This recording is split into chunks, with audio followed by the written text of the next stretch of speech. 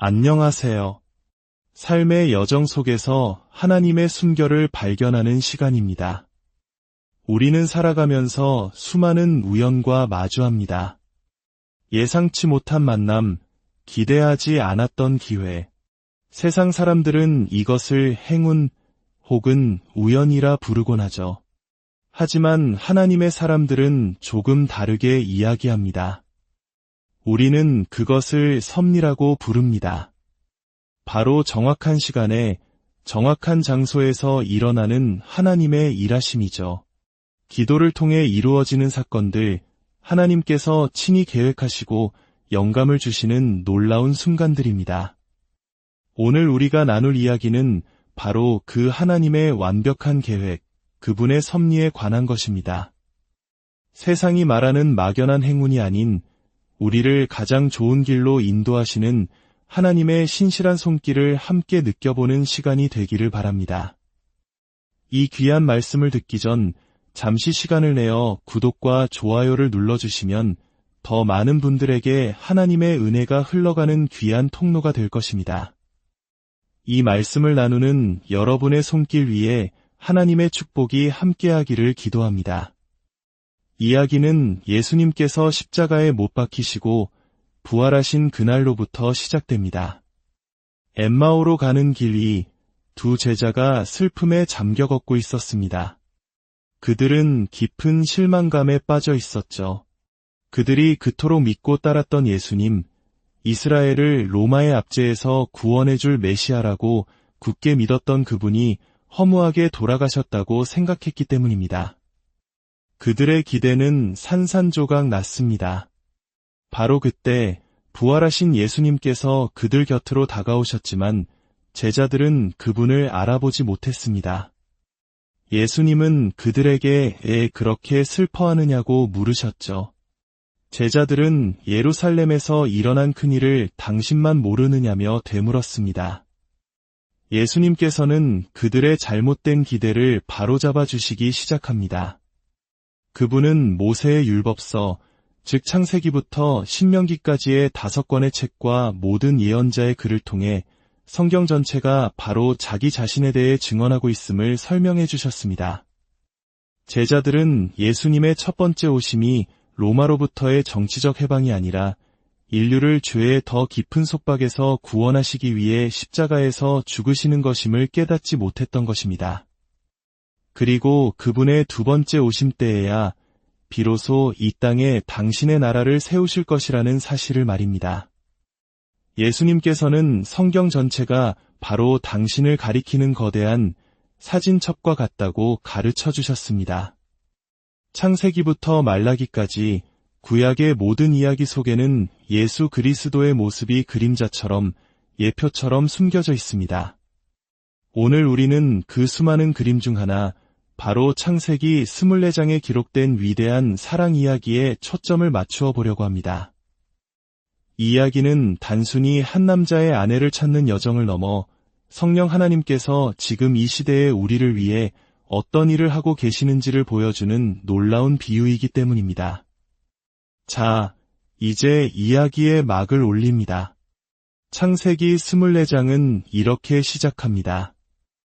아브라함이 나이가 많아 늙었고 여호와께서 그에게 범사의 복을 주셨더라. 여기서 아브라함은 성부 하나님 아버지를 상징합니다. 그리고 그는 자신의 가장 신뢰하는 늙은 종, 성경에 이름조차 기록되지 않은 그 종을 부릅니다. 이 이름 없는 종은 바로 우리와 함께 하시며 우리를 인도하시는 성령 하나님을 예표합니다. 아브라함은 이 종에게 아주 중요한 임무를 맡깁니다. 바로 자신의 사랑하는 아들 이삭을 위해 아내를 구해오라는 것이었죠. 물론 이삭은 하나님의 사랑하는 아들 예수 그리스도를 상징합니다. 아브라함은 종에게 가나안 족속의 딸들 중에서 며느리를 찾지 말고 자신의 고향, 자신의 족속에게로 가서 아내를 데려오라고 맹세시킵니다. 이것은 교회가 세상에 속한 것이 아니라 하나님으로부터 부름받은 거룩한 공동체임을 보여주는 것입니다. 사명을 받은 이름 없는 종은 10마리의 낙타와 온갖 귀한 예물을 가지고 머나먼 여정을 떠납니다. 그리고 마침내 우물가에 이르러 무릎을 꿇고 기도하기 시작합니다. 우리 주인 아브라함의 하나님 여호와여, 원하건대 오늘 나에게 순조로운 만남을 허락하사 내 주인 아브라함에게 은혜를 베푸시옵소서. 여기서 순조로운 만남이라고 번역된 히브리어 단어가 바로 카라입니다. 이 단어는 단순한 성공이나 행운을 의미하지 않습니다. 카라는 하나님께서 예비하신 올바른 사건, 하나님께서 계획하신 절묘한 만남을 의미합니다. 세상이 말하는 운에 기대는 것이 아니라 전적으로 하나님의 인도하심을 구하는 믿음의 고백인 것입니다. 종은 구체적인 증표를 구합니다. 내가 한 소녀에게 물을 좀 달라 하였을 때 그가 마시소서, 내가 당신의 낙타에게도 마시게 하리이다라고 대답하면 그가 바로 주께서 주의 종 이삭을 위하여 정하신 자인 줄 알겠습니다. 여러분, 낙타 10마리에게 물을 먹이는 것은 결코 쉬운 일이 아닙니다. 한 마리의 낙타가 한 번에 마시는 물의 양은 거의 100리터에 달합니다.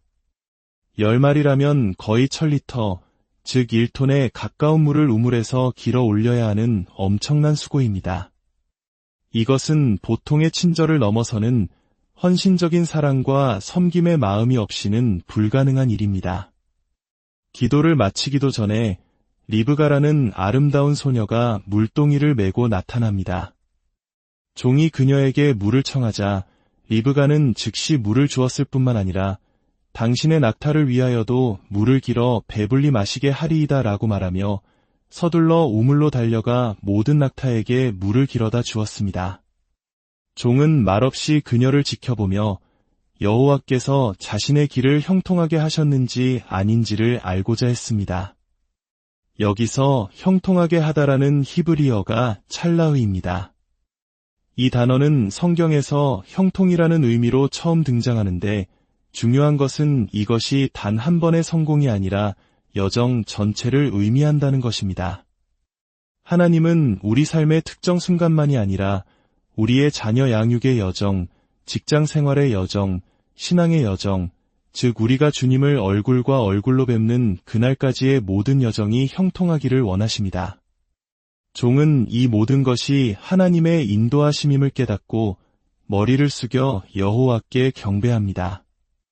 성경에서 한 사람이 하나님께 머리 숙여 경배한 첫 번째 기록이 바로 이 장면입니다. 그리고 이 첫 번째 경배의 모습은 신약에서 예수님께서 십자가 위에서 숨을 거두시기 직전 마지막으로 하셨던 행동과 놀랍게 연결됩니다. 요한복음 19장은 예수께서 신포도주를 받으신 후에 이르시되 다 이루었다 하시고 머리를 숙이니 영혼이 떠나가시니라 라고 기록합니다.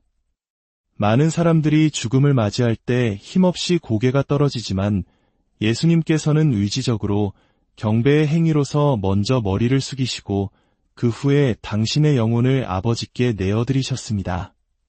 그 마지막 순간까지 아버지를 경배하신 것입니다. 종은 리브가의 가족을 만나 모든 자초지종을 설명합니다. 아브라함이 얼마나 큰 복을 받았는지, 그리고 그의 아들 이삭이 모든 것을 상속받을 유일한 상속자임을 이야기합니다. 이것은 성령님께서 오늘날 우리에게 하나님 아버지의 풍성하심과 그의 아들 예수 그리스도께서 우리를 위해 모든 것을 이루셨음을 증언하시는 것과 같습니다. 리브가의 가족은 이 일이 하나님으로부터 말미암았음을 인정하고 그녀가 떠나는 것을 허락합니다. 이제 리브가는 한 번도 본 적 없는 신랑 이삭을 만나기 위해 머나먼 여정을 떠납니다. 상상해 보십시오. 수많은 밤 사막의 모닥불 주위에 둘러앉아 리브가는 이름 없는 종에게 계속해서 물었을 것입니다. 제가 만날 이삭은 어떤 분인가요? 그에 대해 더 이야기해 주세요. 그러면 종은 밤이 새도록 이삭의 인자함과 지혜, 아버지에 대한 순종, 그리고 그가 받게 될 위대한 유업에 대해 이야기해 주었을 것입니다. 이것이 바로 오늘날 성령님께서 우리 안에서 하시는 일입니다. 성령님은 우리에게 계속해서 예수님에 대한 이야기를 들려주십니다. 성경 말씀을 통해, 기도를 통해, 우리의 삶 속에서 일어나는 사건들을 통해 보이지 않는 신랑이신 예수님을 더욱 깊이 사랑하고 사모하도록 우리의 마음을 준비시키시는 것입니다. 성경은 너희가 예수를 보지 못하였으나 사랑하는도다 라고 말합니다. 우리가 보지 못한 그분을 사랑할 수 있는 이유는 바로 성령님께서 그분의 이야기를 우리 마음에 새겨주시기 때문입니다. 기나긴 여정의 끝, 리브가가 탄낙타 행렬이 목적지에 가까워졌을 때 저 멀리들에서 묵상하며 걸어오는 한 남자가 보였습니다. 이삭이었습니다. 그는 신부를 맞이하기 위해 묵상하며 기다리고 있었습니다. 리브가가 종에게 들에서 배회하다가 우리를 맞으러 오는 저 사람이 누구니까? 라고 묻자 종은 내 주인이니이다 라고 대답합니다. 그 말을 듣는 순간 리브가는 너무나 놀란 낙타에서 떨어졌다고 성경 원어는 기록하고 있습니다. 영어 성경은 품위 있게 내렸다고 번역했지만 히브리어 원어 나팔은 떨어지다 라는 뜻입니다. 그녀는 문자 그대로 자신의 발이 땅에서 떨어져 나가는 듯한 충격을 받은 것입니다.